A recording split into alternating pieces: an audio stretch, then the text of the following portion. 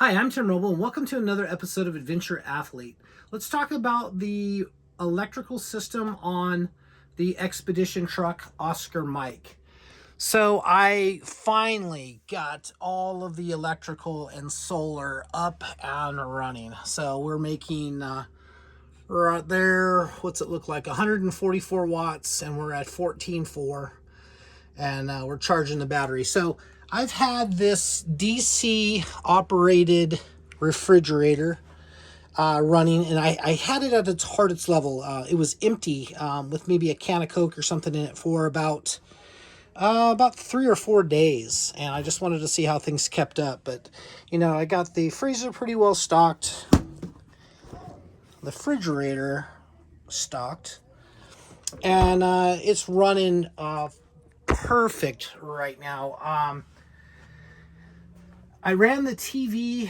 I got all the AC electrical done and the plugs for just the Habitat. I still have to go into the shop and finish that up. But all of the plugs are run. Everything is painted nice and black. Got everything on switches. Got everything wired in. So what I did is I did a little experiment, and I ran the I had the PlayStation plugged in. I had the Xbox plugged in. I had the stereo on, but at a very low level for surround sound.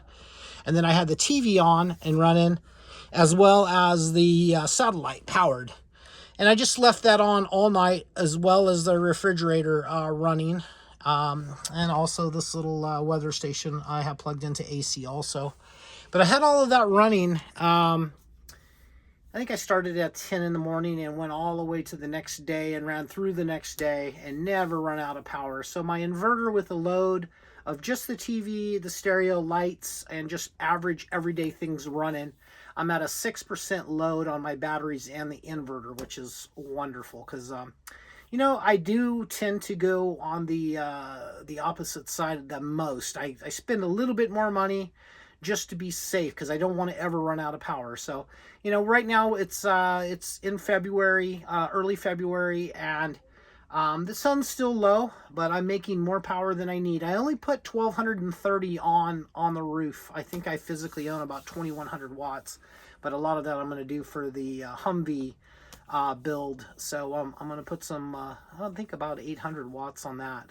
We'll see how that all turns out. Much smaller system than this, but the water's running. The stove, I got up and running, and I had a bad regulator on the stove. Bad news on the stove is the oven is a convection oven that takes 220 volts.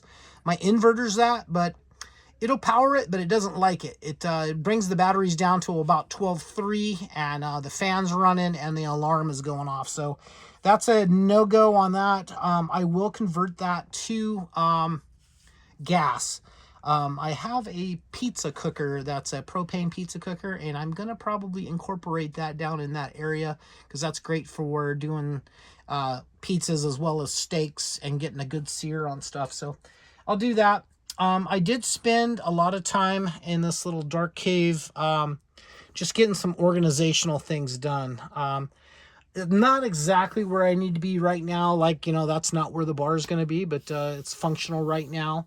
And I do want to say that this last week I spent most of my time in here. All my breaks were in here. All my cooking was done in here.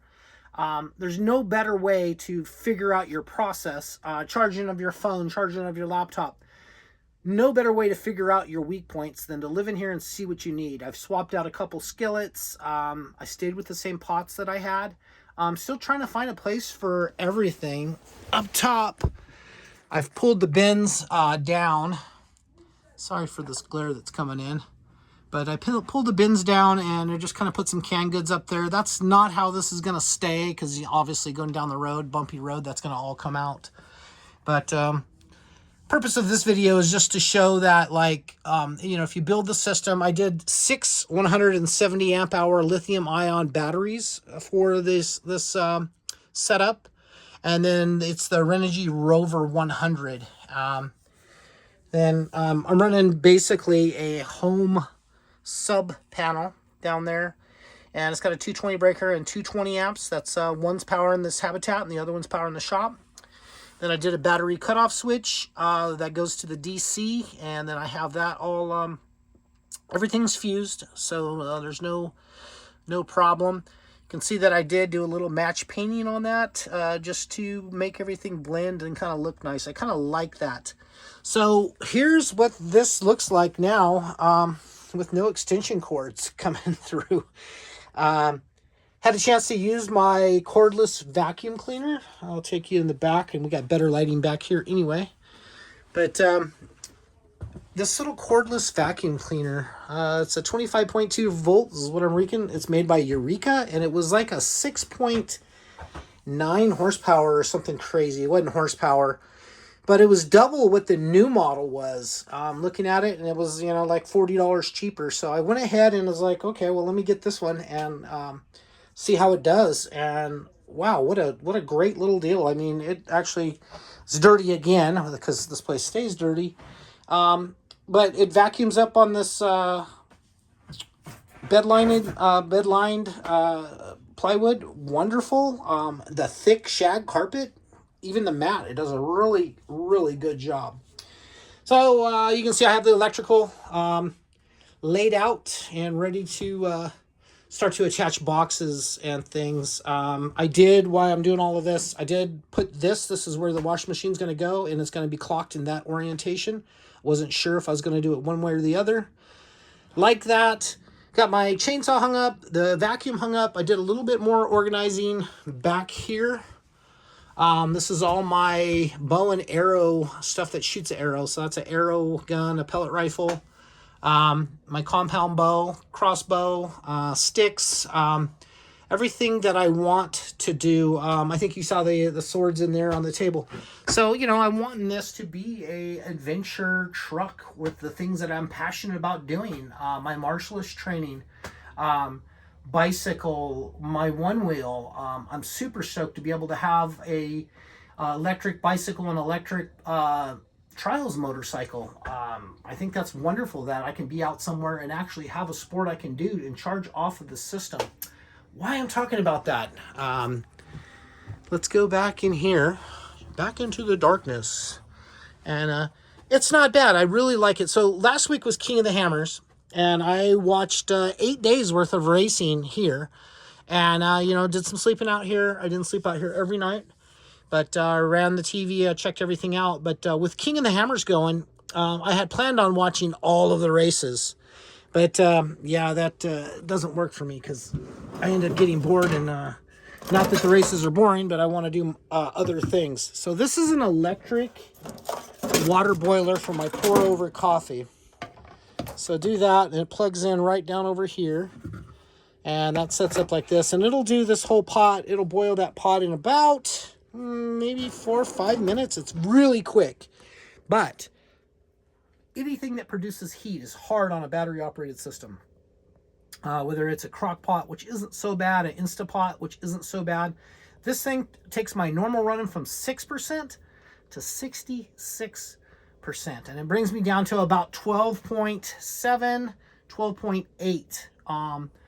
When I plug it in, run it, it's only doing 5 minutes, no big deal. So basically, I've decided to go that program, although I am keeping my little kettle up here for running on the propane.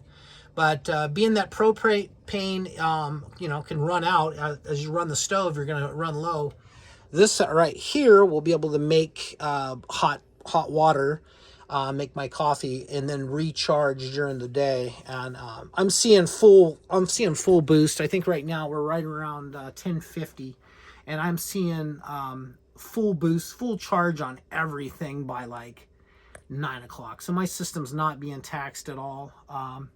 Still wrapping things up, but I thought I would show you that because that's just really a neat option. It was like $60 off of Amazon, and I think it's their preferred deal. But it's worked out really well. I have made coffee out here 7 days. I'm getting all my little spices and stuff set up, and onions and bell pepper, and when I'm doing my cooking, I made a huge pot of split pea soup, and 1.5 gallons in the crock pot. I did that in the house. I should have done it out here, and I probably will do it just to see if that's something that's sustainable for here. But we had talked about doing a battery system separate from the coach just to run the rear winches, which I'm going to do in big cabling, and then to run my electric steps. So I didn't want to run a huge wire back here just for this system. So just to make it clean and easy, I bought it's right here, a 50-watt flexible solar. That's going to go on the end. That'll be a super easy install. Once again, solar is super easy to do. I had a lot of people reach out to me and like, hey, I don't really understand how to do the solar. It's a positive and negative off of that panel down to your charge controller. That's positive and negative. Before you do that, you want to do a positive and negative down to your battery to charge. If it's somewhere that's like in a vulnerable area, you probably want to fuse that. I will fuse this back here. I have my leads coming down from my solar fused. It all comes into one set of wires, and then that set is fused. So hopefully nothing happens there. I don't foresee any problems. My adventure truck is not fused. I think it's on making 630 watts. And, you put that amount on the roof. The most I've seen right now in February, clean panels, I won't say optimum conditions because they're mounted flat, but I think I've seen 633 or 638 watts coming in. That's the maximum I've seen out of 1230 available. So, keep that in mind. And I tend to, like I said, overdo it. If it's worth doing, it's worth overdoing. So if you think your system's going to require, you do your math on all your appliances that you want to run, and let's just say that that comes up to you're going to need 1 or 200 amp hours of battery. I would do 3 or 4 just to make sure that if you expand or have a cloudy day or a day with no sun. We did have one real cloudy day, and I still made plenty of power to run everything. That's when I was watching TV. That TV was on from 7 in the morning to 7 or 8 o'clock at night, running 12 hours. And then at one point in time, I think the whole thing was running about 42 hours straight. So you want to have enough because you never know when you're going to be in bad conditions, and you definitely don't want to be out of power. Now, I have set this whole system up, or things that I have run off of battery, not off of that battery. So I charge power tools that are battery operated. I have plenty of batteries to swap out, so it wouldn't stop me from doing a project or to be be able to live. My lights in there, I have those little stick-on. They're magnetic, and you pre-charge them off of the system. But that's these that you see right here. So these right here are tied into the system here with the switch, and then they're on a dimmer. And then these are self-sustaining battery lights, and they work great. So like if you're doing something in the front here, you can see there's stuff that's placed, and they're magnetic. And so being that I've built this like I have, there's always a place to stick this light to work. And I think I have a total of 12 of them or something. I will be adding an oil lamp. That's going to be probably stored outside. But if there's ever a problem when there's not power, what do you really need? Light and a place to cook. Speaking of that, get down here. The Cubic Mini has worked out phenomenal. I got to be honest, that's the coolest thing that I've put in a camping vehicle. I'm at the point now, I just ordered a chimney sweep for it. I've burned 2 cases of Duraflame Gold. And then I augment that. I use that half of that to get that started. You can see that little slot right down here. I think I've shown this before, but there's a little slot that I put in there. Then there's a little divot that I ground in that. That goes in this, and this works like a giant shear, and shears those Duraflames in half. So I use those to start, and then I have a bunch of 4x4s from pallets that I've chopped up, and I've done the full 7.5 inches of what fits in the burn box in that Cubic Mini. It's worked out super well, but I ordered a chimney sweep for it because it's time to do maintenance on the truck. My water's low, so I'm going to fill the water today. That's 100 gallons, and before our water rates go up anyway. That's going to be taken care of. I ran the truck for 35 minutes today. I'm super happy. I do that every other week just to keep things flowing, cycle the steering a little bit, brakes. I put it in drive, put it in reverse. Just cycle things through so they get used before I hit the road.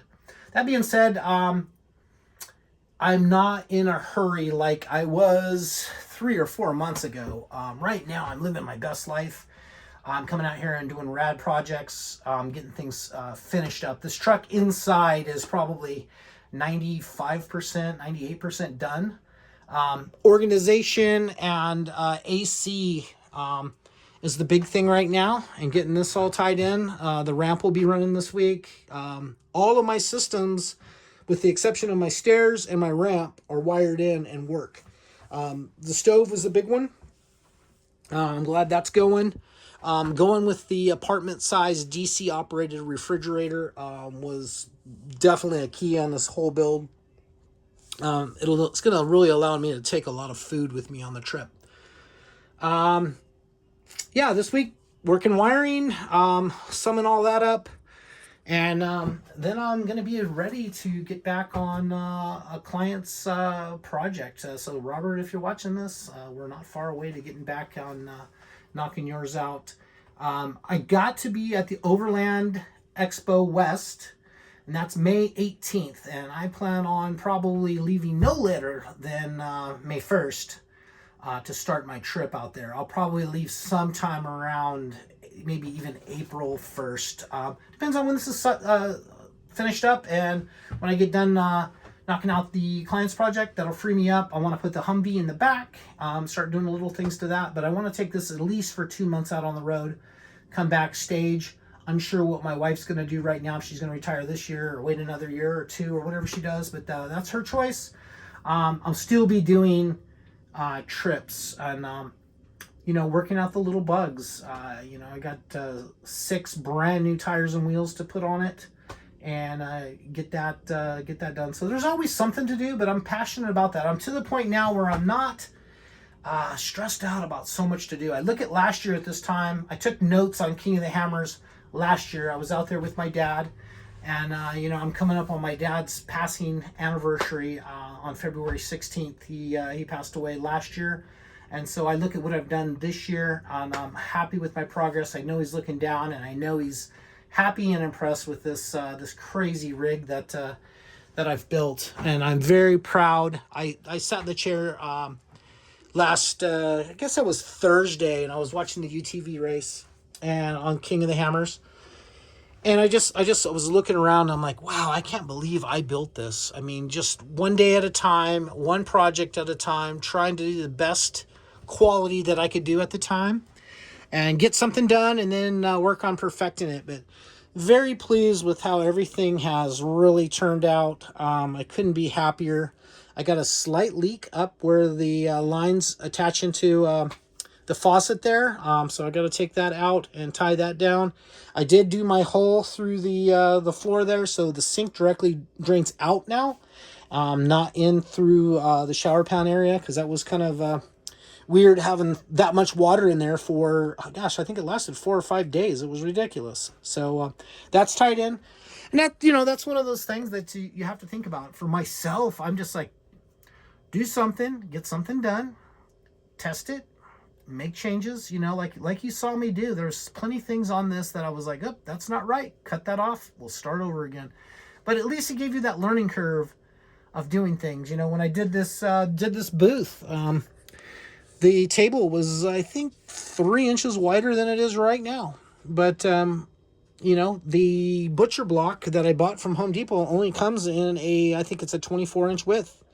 So I had to cut the table down and redesign and redo. And that wasn't easy because it was fully welded in. I made a floating table, with my big legs.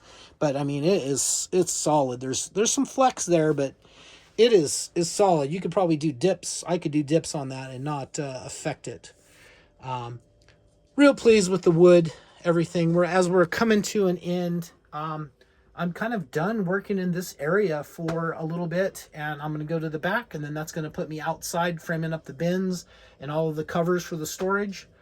I probably have a week in the cab to do some carpeting and things that I want to do, and install the new seats and get some things done. But I'm happy to be making power. I can't stress that enough, and I think I probably have stressed it too much. But I'm very pleased with the process here. All right, that's gonna be it for now.